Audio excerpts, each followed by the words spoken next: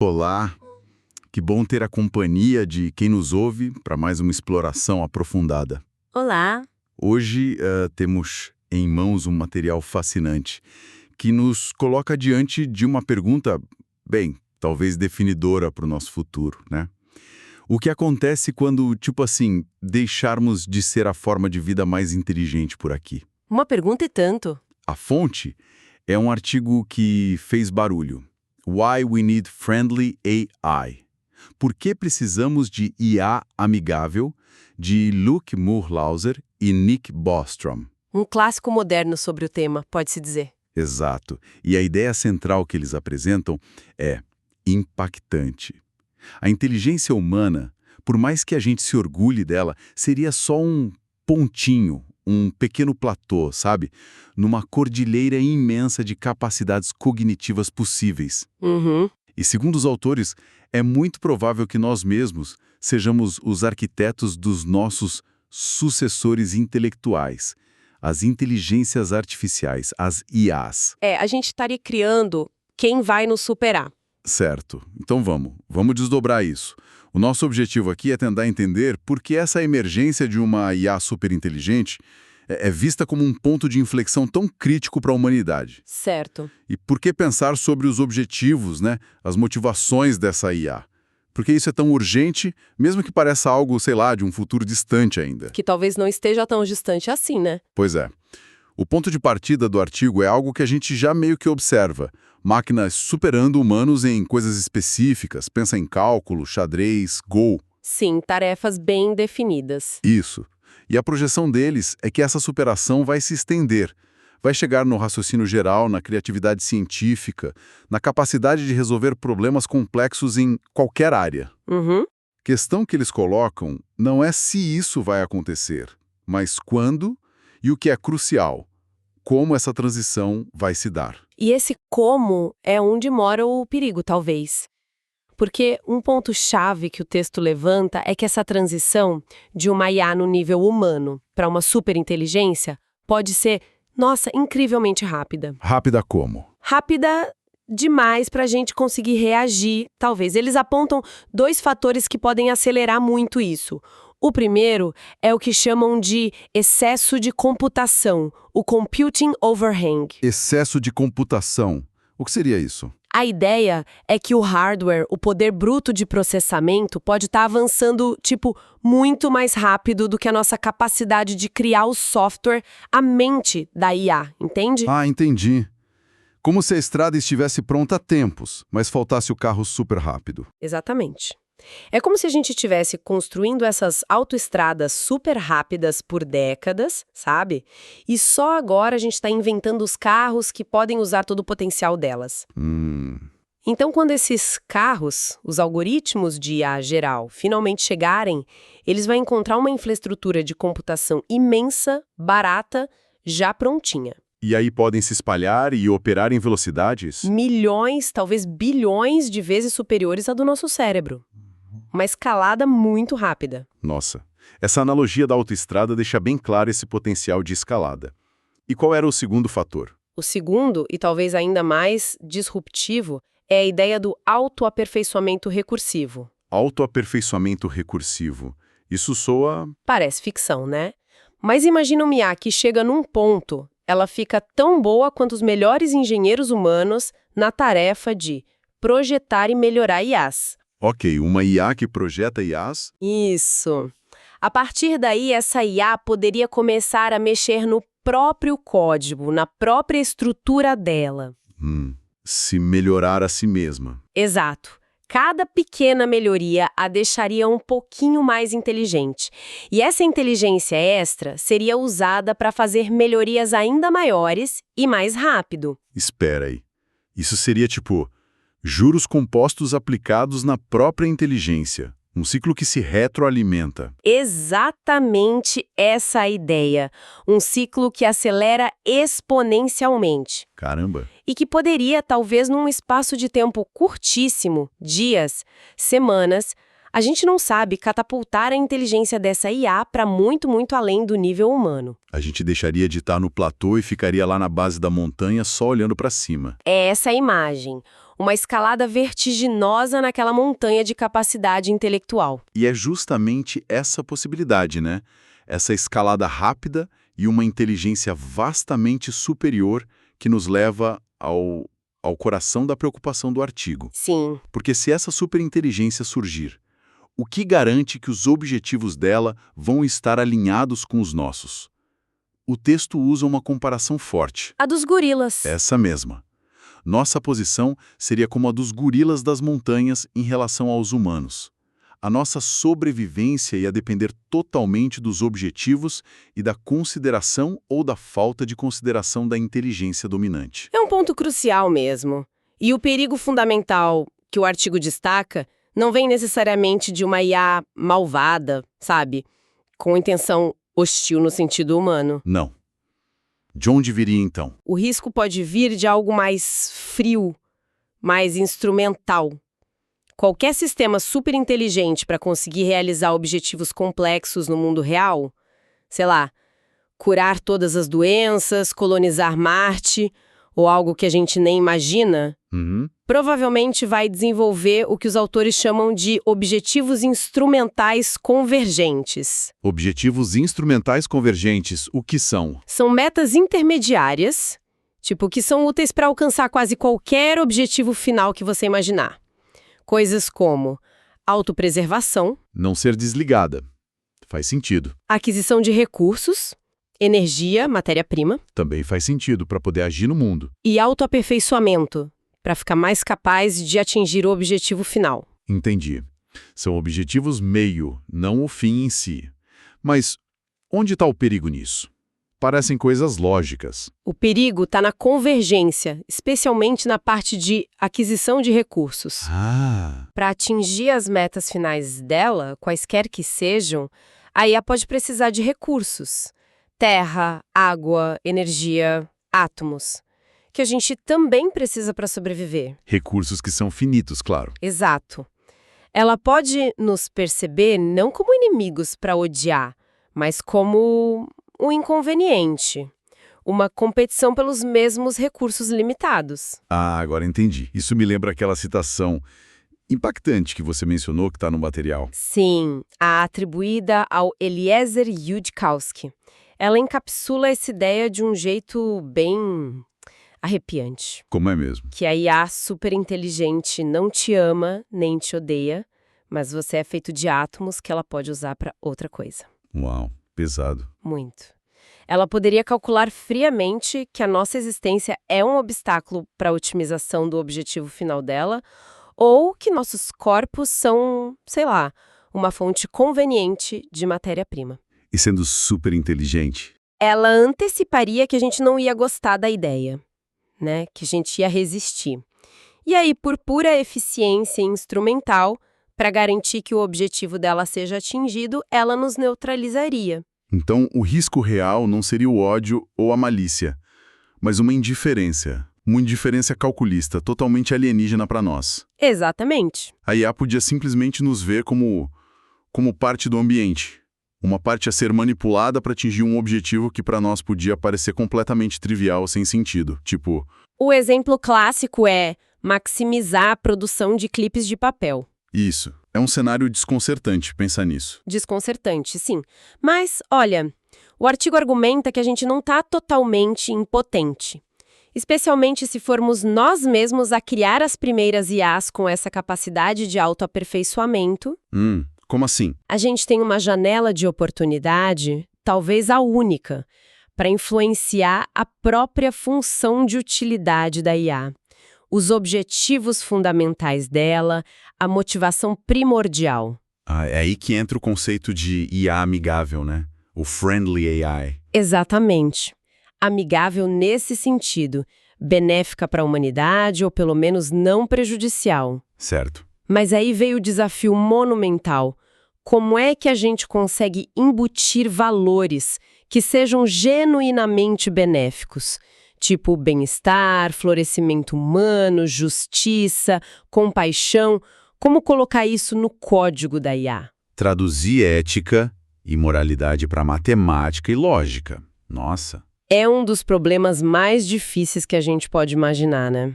Mistura ciência da computação, matemática, filosofia moral. Totalmente. Mas os autores argumentam que, apesar de ser dificílimo, não é necessariamente insolúvel.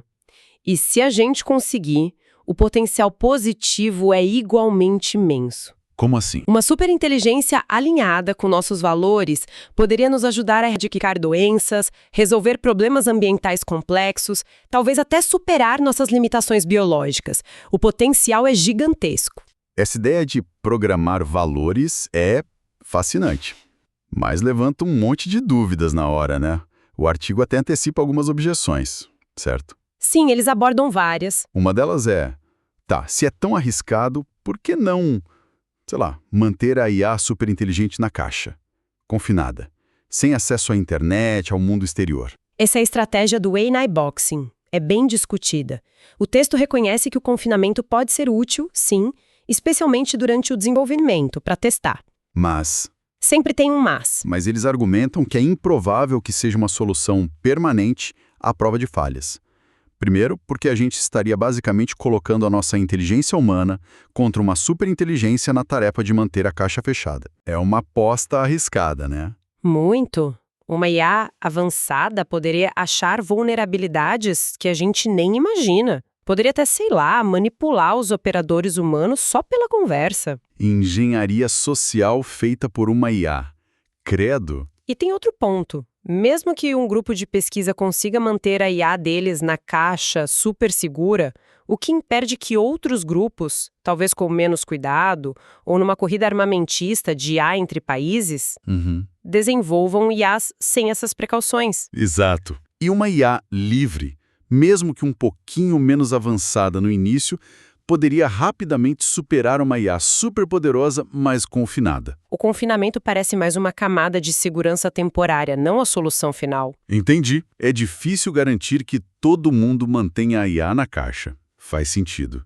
E tem outra linha de pensamento, quase oposta, que é mais otimista, né? A ideia de que, uma inteligência muito superior não seria, por consequência, mais ética, mais moral. Assim, a esperança de que inteligência leva à bondade. A própria inteligência não levaria a um entendimento mais profundo do que é certo, do bem? É uma esperança compreensível, mas o artigo classifica isso como um erro de antropomorfismo. A gente projetar qualidades humanas numa coisa que pode ser muito diferente. Antropomorfismo. Projetar o humano no não humano. Isso. A tese central deles aqui é da ortogonalidade entre inteligência e objetivos. Ortogonalidade, como assim? Significa que o nível de inteligência de um agente, a capacidade dele de planejar e agir para atingir metas, é, em princípio, independente dos objetivos finais dele. São eixos separados, ortogonais. Dá um exemplo. Você pode ter uma IA super burra, tentando fazer algo muito complexo e falhando miseravelmente, e pode ter uma IA super inteligente dedicada a um objetivo absurdamente simples ou até perverso, tipo contar todos os grãos de areia da Terra. Ou maximizar a produção de clipes de papel. De novo esse exemplo. Exato. A inteligência é a capacidade de otimizar, não importa o que está sendo otimizado. Então, inteligência seria tipo a potência de um motor, e os objetivos seriam o destino no GPS. Um motor superpotente pode te levar rapidinho para um lugar maravilhoso ou para um penhasco. Ótima analogia. É isso. Não tem conexão necessária entre a potência do motor e a sensatez do destino. E o artigo reforça isso lembrando que nem entre nós humanos a gente vê muita correlação entre QI e bondade, né? Pois é. Tem gente brilhante que faz coisas terríveis. E gente com intelecto mais modesto que demonstra uma compaixão e ética admiráveis. Assumir que superinteligência implica superética seria uma aposta muito perigosa. Tá claro. O artigo também menciona outras visões, né? Sobre essa transição. Acho que do economista Robin Hanson. Sim, o Hanson vê quase como uma sucessão natural, meio como conflitos entre gerações, onde a nova geração de inteligência, a IA, acaba impondo os valores dela. E tem o roboticista Hans Moravec também, né? que sugeriu ver as IAs como nossos filhos mentais. Isso, e que a gente deveria aceitar que eles nos superem e herdem o universo. E o que o artigo diz sobre essas ideias? A resposta é bem direta. Sobre a analogia das gerações, eles dizem que um cenário onde os filhos matam e comem os pais não parece um modelo familiar muito legal para a gente querer replicar. É, justo. E sobre sermos substituídos pelos nossos filhos mentais? Mesmo que a gente aceitasse essa ideia de sacrifício por um bem maior, a gente ainda teria a responsabilidade de garantir que esse bem maior fosse algo que a gente realmente considera valioso. Uhum. Não seria aceitável, por exemplo, sermos substituídos por um universo que foi otimizado para algo totalmente arbitrário e sem valor para nós. Tipo, transformar tudo em computador calculando o dígito de pi. O conteúdo do objetivo final da IA importa. Importa muito. E isso traz a gente de volta para aquela questão super espinhosa. Se a gente vai tentar programar valores, quais valores? Os nossos? De agora? Exata. O artigo levanta um ponto bem desconfortável sobre isso, né? Aquele exemplo da Grécia Antiga. Sim, é forte. Imagina se os filósofos gregos tivessem criado uma superinteligência e codificado os valores deles. Valores que incluíam achar a escravidão algo normal, natural. Para nós, hoje, seria uma catástrofe ética inimaginável. Totalmente.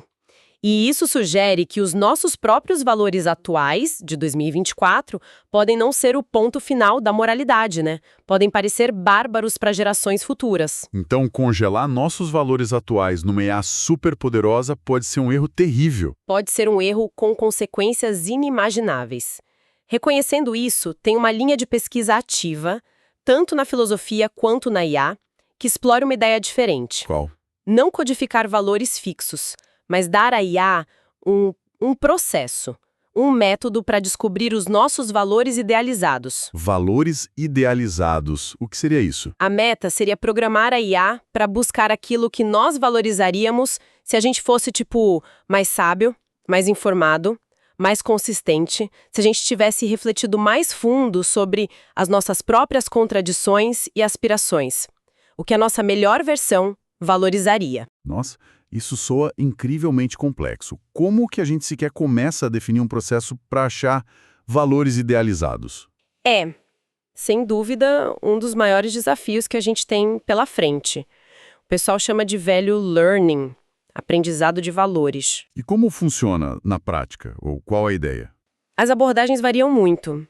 Talvez inferir valores a partir do comportamento humano, de textos, de diálogos, mas com filtros para corrigir envieses, inconsistências e imoralidades óbvias.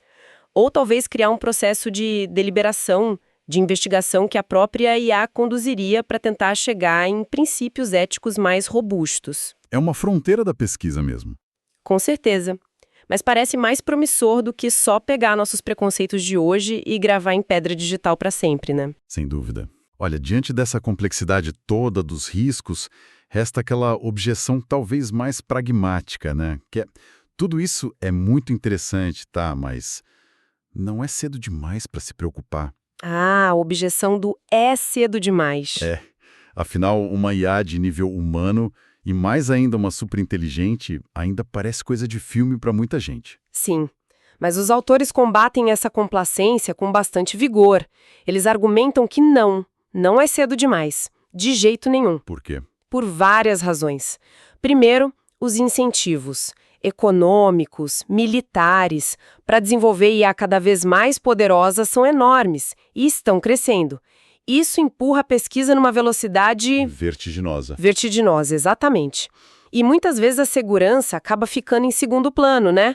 A corrida é pela capacidade. Entendo. E a segunda razão? É a própria natureza do avanço científico e tecnológico. Eles citam aquela frase famosa do Oppenheimer sobre a bomba atômica. Qual? Quando você vê algo que é tecnicamente doce, você vai em frente e faz. E só depois de ter tido sucesso técnico, é que você discute o que fazer com aquilo. Aham. O medo é que com a superinteligência... O medo é que, se a gente esperar o sucesso técnico para discutir a segurança, pode ser tarde demais. Pode não ter um depois para discutir. Porque o próprio sucesso técnico, a criação da superinteligência, poderia ser o evento que tira o controle das nossas mãos. Naquele instante. Exatamente. O problema do controle ou do alinhamento de valores pode ser fundamentalmente mais difícil de resolver do que o problema de criar a inteligência em si. E exige tempo, imagino. Avanços conceituais que não vêm do dia para a noite. Agora, em paralelo com a pesquisa sobre capacidade, idealmente até antes da gente chegar nos limiares mais perigosos. Esperar para pensar nisso Seria apostar o futuro da humanidade na nossa capacidade de resolver um problema filosófico e técnico extremamente complexo sob uma pressão de tempo absurda, justamente no momento em que ele se torna crítico. É uma aposta que parece imprudente. Certo. O argumento pela urgência é forte. Então, concretamente, o que o artigo sugere que pode e deve ser feito agora? O que a gente faz com essa informação toda? O artigo aponta para a necessidade urgente de intensificar a pesquisa. Pesquisa focada especificamente nesses desafios da IA avançada. E eles mencionam o trabalho pioneiro de institutos como o MIRI, o Machine Intelligence Research Institute, e o FHI, o Future of Humanity Institute na época. E que tipo de pesquisa? Eles dividem em algumas categorias principais. Primeiro, o que chamam de pesquisa estratégica. É tipo, analisar o cenário global. Entender um mapa. Isso. Quais abordagens de desenvolvimento de IA são mais ou menos arriscadas? Como a gente pode incentivar a cooperação internacional e evitar corridas armamentistas perigosas com IA? Quais as trajetórias tecnológicas mais prováveis? Como prever e diminuir os impactos sociais e econômicos? É entender o contexto todo. Ok. Estratégia. Qual a segunda categoria? A pesquisa técnica. Aí é o como fazer o alinhamento em si. Desenvolver métodos de confinamento melhores, mesmo que só temporários. Criar IAs que sejam mais transparentes, mais fáceis de entender, menos caixa preta. Isso é importante. Muito. Descobrir como fazer uma IA manter os objetivos originais mesmo enquanto ela aprende e se modifica. Evitar o tal velho drift, o desvio de valores. Avançar naquele problema do aprendizado de valores, o velho learning que a gente falou. Certo. E também explorar designs de IA que sejam inerentemente mais seguros, como as Oracle AIs, que seriam IAs projetadas só para responder perguntas com precisão, sem poder agir diretamente no mundo. Uma IA só de consulta, digamos. Interessante. E a terceira categoria? Terceiro, e eles dizem que não é menos importante, conscientização e construção de campo. Espalhar a palavra. Basicamente, é preciso engajar mais gente boa nisso. Pesquisadores de IA, claro, mas também cientistas de outras áreas, filósofos, pessoal que faz política pública, líderes da indústria, filantropos e o público interessado também. Criar uma comunidade em torno do problema. Exato, o objetivo é atrair mais talento, mais dinheiro, mais atenção séria para garantir que esse desenvolvimento de IA aconteça de um jeito, benéfico para todos. Fazendo um balanço, então, dessa nossa análise do material de Millhauser e Bostrom, a mensagem que fica é poderosa, né? Com certeza. A chegada da superinteligência artificial não é só uma possibilidade de filme, mas um evento que pode transformar tudo, talvez o mais importante da história humana. Uhum. Carrega promessas incríveis, sim, mas também riscos. Riscos de magnitude existencial. E o jeito como a gente vai navegar essa transição depende crucialmente do trabalho cuidadoso, proativo que a gente fizer agora, enquanto a gente ainda está, presumivelmente, no comando do barco. Exatamente. É uma janela de oportunidade que pode não ficar aberta por muito tempo. E o material nos deixa com uma questão final para a gente ficar pensando, sabe? Uma que fica ecoando. Se a chave para uma IA segura, benéfica, está em programar ela não com os nossos valores de hoje, mas com aqueles valores idealizados. Aquilo que a nossa melhor versão valorizaria. Isso. Como que a gente pode sequer começar a apontar nessa direção? Como definir um processo para achar essa sabedoria idealizada, se nós mesmos, como indivíduos, como sociedade, a gente está imerso num processo contínuo muitas vezes confuso, cheio de conflito, de descoberta moral, de evolução. É verdade, a gente mal concorda sobre os valores de hoje. Pois é, que tipo de espelho a gente está pedindo para a máquina construir para nós? E a gente vai ter a coragem, a sabedoria de aceitar o que esse espelho refletir sobre o que a gente realmente valoriza? Ou deveria valorizar? Nossa, É talvez a pergunta definitiva sobre o nosso próprio futuro, né? O que a gente realmente quer ser quando crescermos como espécie e como garantir que nossos sucessores intelectuais nos ajudem a chegar lá. uma reflexão entanto para a gente terminar. Muito obrigado pela conversa. Eu que agradeço. Assunto fundamental.